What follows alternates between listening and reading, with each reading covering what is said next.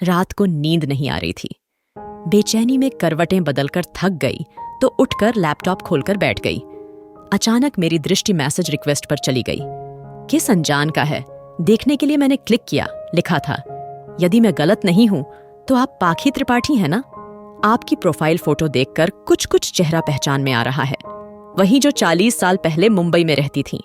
आपकी बहन का नाम गीता था और भाई का नाम गौतम।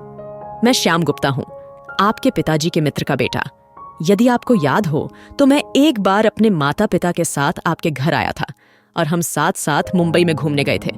मेरी प्रार्थना है कि यदि आप मुझे पहचान गई हैं तो जवाब अवश्य दीजिएगा। अरे, यह तो श्याम है।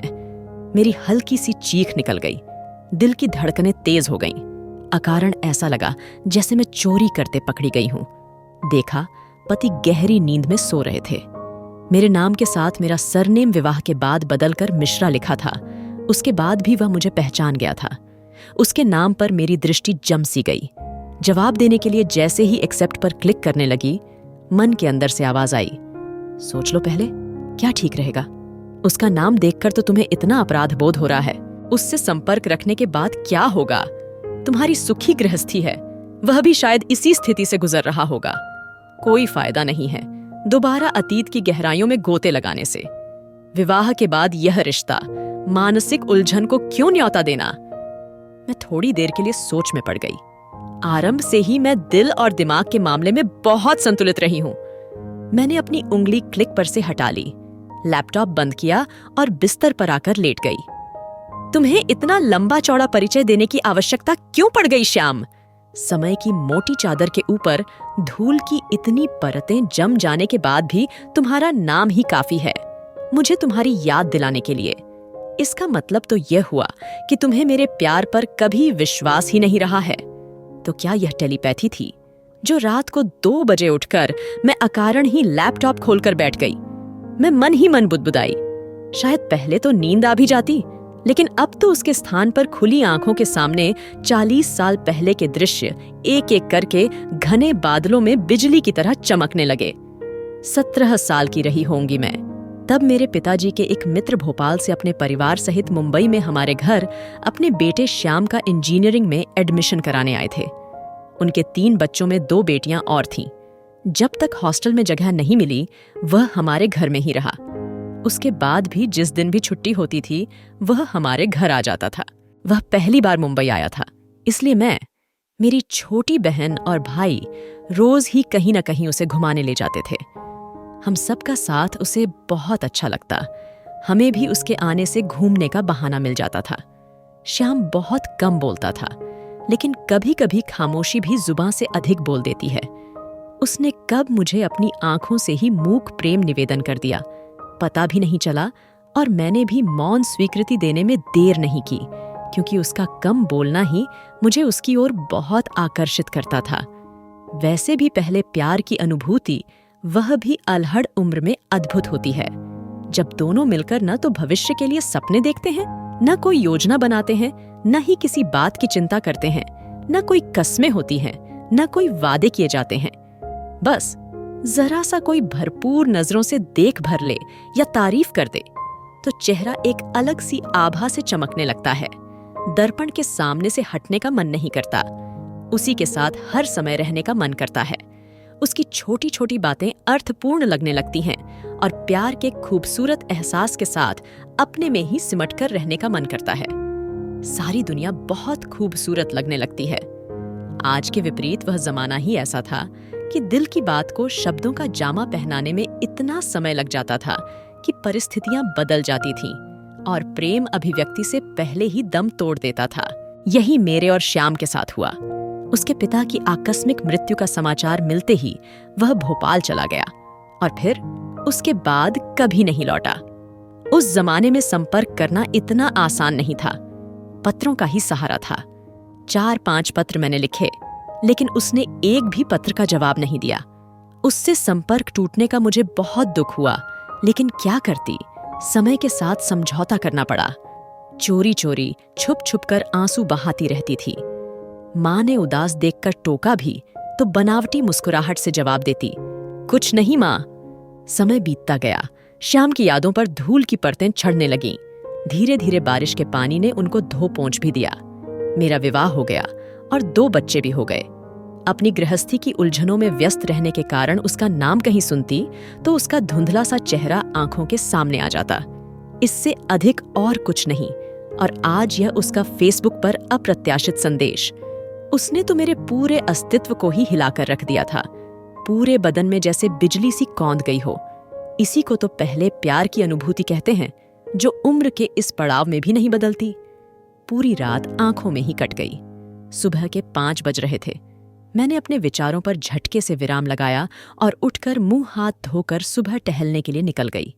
लौटकर थकान और रात भर न सोने के कारण सोफे पर ही अधलेटी होकर गहरी निद्रा की गोद में समा गई और तब जागी जब पति ने आकर उठाया और कहा, "यहां कैसे सो गई? उठो, 9 बज गए हैं।" मैं हड़बड़ाकर उठी और रात की घटना याद करके ऐसा लगा जैसे कोई सपना देखा हो। श्याम के संदेश ने मेरे मन में हलचल तो मचा दी थी, लेकिन अपने निर्णय पर अड़ी रहकर उसके संदेश का उत्तर नहीं दिया। यह क्या 4 दिन बाद ही फिर वही संदेश। इस बार मेरा मन डोल गया और मैंने अपने मन को समझाया, बात करने में हर्ज ही क्या है, देखूं तो सही वह क्या कहना चाहता है। इतने सालों बाद उसके जीवन में क्या परिवर्तन आया है। मैंने एक्सेप्ट पर क्लिक कर दिया और जवाब में थोड़ा बनावटी रोष दिखाते हुए लिखा, "हाँ, तुमने सही पहचाना, मैं पाखी त्रिपाठी ही हूं। इतने सालों बाद तुम्हें कैसे मेरी याद आई?" याद तो उसकी आती है जिसे भूला गया हो, मैं तो तुम्हें कभी भूला ही नहीं। उसने सादगी से जवाब लिखा। यह अप्रत्याशित उत्तर सुनकर अपनी बढ़ी हुई धड़कनों को कंट्रोल करके मैंने उसी अंदाज में पूछा, "फिर मेरे पत्रों का जवाब क्यों नहीं दिया?" पिताजी के देहांत के बाद घर की पूरी जिम्मेदारी मेरे ऊपर आ गई थी। माँ पढ़ी लिखी तो थी नहीं, बहनें बहुत छोटी थीं। घर का खर्च चलाने के लिए मुझे अपनी पढ़ाई बीच में छोड़नी पड़ी। जीवन को नए सिरे से जीना था। पिताजी के रिक्त स्थान पर मुझे मेरी योग्यता अनुसार नौकरी तो मिल गई, लेकिन वेतन इतना कम मिलता था कि घर का खर्च चलाना भी कठिन था। उस समय इतनी उलझनों के बीच तुम्हारे पत्रों की भाषा समझने वाला कोमल दिल पाषाण की तरह कठोर हो गया था। सब कुछ बेमानी लगने लगा था। "उफ, इतनी तकलीफें झेली तुमने, मुझे बताते तो।" मैंने उदास मन से उत्तर दिया तो उसने बीच में ही बात काट कर लिखा, "क्या फायदा होता, तुम्हें भी दुख ही पहुंचता। जब पूरा भविष्य ही अंधकार में लग रहा था, तब अपनी खुशी के बारे में तो सोच भी नहीं सकता था। लेकिन 2 साल बाद मैं ऑफिस के काम से मुंबई गया तो तुम्हारे घर भी गया था, लेकिन तब तक तुम लोग वहां से जा चुके थे। उसके बाद कैसे संपर्क करता तुमसे काश। उस जमाने में भी मोबाइल होता तो कितना अच्छा होता। हाँ, पिताजी का ट्रांसफर हो गया था।" मैंने लंबी सांस लेते हुए कहा। "और तुम कैसी हो?" "ठीक हूं, फिर बात करते हैं।" मेरा मन अजीब सी उदासी से घिर गया था, इसलिए मैंने संक्षिप्त उत्तर दिया और ऑफलाइन हो गई। मन बहुत उदास हो गया था। आंखों में आंसू छलछला आए। सोचने लगी, तकदीर भी क्या क्या रंग दिखाती है, कोई भी घटना अकारण नहीं घटती। श्याम मेरी फ्रेंड लिस्ट में स्थान ले चुका था। 3-4 बार की चैटिंग से ही हमने एक दूसरे के परिवार के बारे में काफी कुछ जान लिया था। उसकी 2 बेटियां ही थीं। पत्नी बहुत अच्छी थी, लेकिन मेरा स्थान उसके जीवन में रिक्त ही रहा। यही मेरे साथ हुआ था। पति के नीरस स्वभाव के कारण दिल का कोना खाली ही रहा। एक दिन उसने मेरा मोबाइल नंबर मांगा। पहले तो मैंने कई बार टाला, लेकिन उसके बार बार आग्रह ने और पुराने जमाने के विपरीत आधुनिक पुरुष स्त्री के बीच दोस्ती के संबंध वाली सोच ने मुझे दुस्साहसी बनने पर मजबूर कर दिया। इतने वर्षों बाद जब उसकी आवाज मैंने फोन पर सुनी तो लगा कि मूक प्रेम निवेदन मुखरित हो गया था। उसने पहली बार अपने प्यार को शब्दों का जामा पहनाया। मैं निःशब्द होकर उसकी बातें सुनती रही। उसने मुंबई में मेरे साथ रहते हुए क्या क्या अनुभव किया, सब बताया। फिर मैंने भी उसके प्रति अपनी चाहत का इजहार किया। समय के अंतराल में अलहड़ प्रेम की नदी ने परिपक्व दोस्ती के समुद्र का रूप ले लिया, जिसमें ठहराव था, गहराई थी। इसका पूरा श्रेय श्याम को जाता है, जिसने मेरे पूरे अस्तित्व को ही अपने में समेट लिया था। उम्र के इस पड़ाव में जब मैं वैवाहिक जीवन के कर्तव्यों का बोझ ढोते ढोते थक गई थी, शरीर में शिथिलता आने के कारण जीवन खालीपन और नीरसता से व्याप्त हो गया था, वह श्याम की बातों से सरसता, नई ऊर्जा और उमंग से सराबोर हो गया था। जब कभी वह कहता, पाखी तुम्हारी हंसी बहुत प्यारी है, या मेरी फोटो देखकर कहता, आज भी तुम उतनी ही खूबसूरत लगती हो, तो मुझे अपने पर गर्व होने लगता। यह सोचकर कि आज भी मैं किसी की यादों में बसी हूं, मुझे अपना पूरा अस्तित्व ही महत्वपूर्ण और अर्थपूर्ण लगने लगता। हम दोनों ने ही एक दूसरे को देखने की स्वाभाविक इच्छा प्रकट की, तो मेरे कुछ कहने से पहले ही उसने कहा, मैं कभी इंदौर किसी काम से आया तो तुमसे जरूर मिलूंगा। मेरे 1-2 दूर के रिश्तेदार वहां रहते हैं। जहां चाह वहां राह वाली कहावत चरितार्थ करते हुए वह वक्त भी आ गया जब किसी विवाह समारोह में आने का निमंत्रण मिलने पर वह इंदौर आया। वो समय निकालकर मेरे घर भी अपनी पत्नी के साथ आया।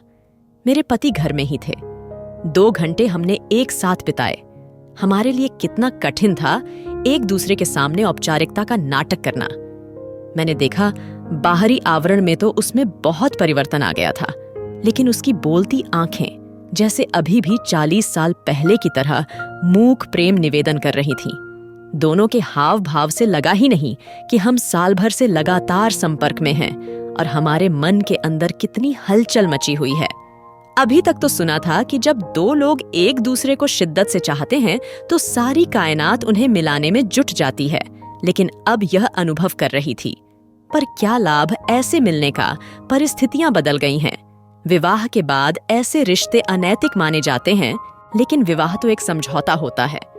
प्यार का एहसास तो इस रिश्ते से बहुत परे होता है। फिर इसको समाज ने अनैतिकता के दायरे में क्यों कैद कर रखा है? शरीर कैद हो सकता है, लेकिन एहसास के तो पंख होते हैं। वह तो कभी भी आजाद होकर खुले आसमान में विचरण करने लगता है। मैं मन ही मन बुदबुदाई। वैसे भी मैं आरंभ से ही खुले विचारों की रही हूं। पति परमेश्वर वाली मानसिक संकीर्णता मुझे पसंद नहीं। श्याम ने मेरी इस सोच को और भी हवा दे दी थी। वह चला गया, लेकिन अपने पीछे एक एहसास छोड़ गया जो किसी रिश्ते का मोहताज नहीं है, जिसकी प्रतिक्रिया स्वरूप हम दोनों के बीच की दूरियां अर्थहीन हो गई थीं। मशहूर गीतकार गुलजार ने प्यार की परिभाषा को अपने एक गीत में बहुत भावपूर्ण तरीके से अभिव्यक्त किया है। सिर्फ एहसास है ये, रूह से महसूस करो। प्यार को प्यार ही रहने दो, कोई नाम न दो।